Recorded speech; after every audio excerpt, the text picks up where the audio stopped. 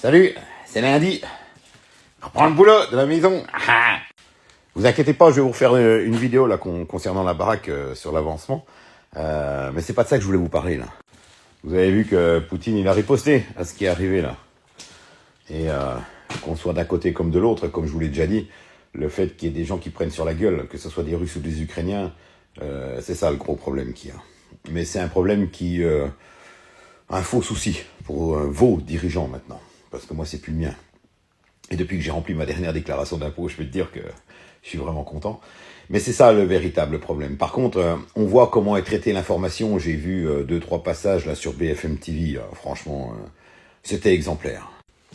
Ils ont montré des vidéos d'Ukrainiens qui étaient en direct pendant les bombardements. Ils étaient en train de montrer. Et tu sais, avec la voix de la journaliste, avec cette femme dans la rue, qui vient d'éviter de justesse un obus. Et cet énorme trou béant dans ce parc, juste à proximité d'un jardin d'enfants. Alors c'est bien les médias, attention, vous faites bien votre boulot, hein, vous êtes aux ordres des dirigeants, hein, ça dans tous les pays du monde, hein, on va pas se leurrer, c'est pas la France plus qu'autre chose, c'est tous les pays pareils, tous les dirigeants font la même politique, les citoyens du monde ne sont ni plus ni moins que des chiens qu'on utilise pour soutirer le maximum de blé, on les envoie au turbin, on leur fait croire qu'ils sont un peu libres, mais on leur prend tout leur blé. Donc ça, dans tous les pays du monde, c'est pareil, il n'y en a pas un seul pays pour relever l'autre là-dessus, on est bien d'accord. Mais quand même, cette façon que vous avez de traiter l'information et de faire passer Poutine pour vraiment quelqu'un qui, cette fois, a décidé de jeter sa haine sur les civils, ça me fait doucement rigoler.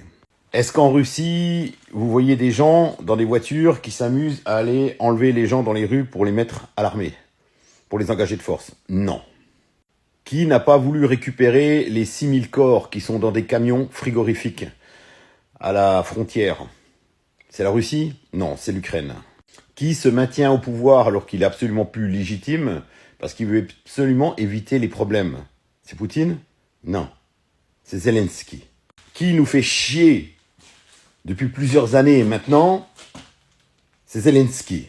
Qui on aimerait bien voir disparaître pour de bon définitivement, c'est... Je le dirai pas. Ah non, avec les nouvelles règles de liberté d'expression, c'est interdit de dire ça.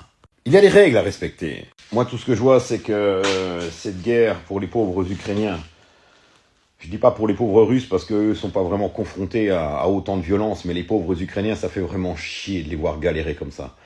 Et il n'y a pas que eux qui galèrent, il y a des familles entières qui sont séparées, qui peuvent plus se revoir, il y a des gens qui habitent dans certains pays, moi ça me concerne justement. Et on peut plus rien faire, on peut plus voir sa famille, on peut plus aller voir les gens qu'on aime. Vous nous faites chier avec votre guerre de merde. Il me tarde le moment où on va tout vous faire payer, ça me tarde, vraiment, vivant que ça arrive.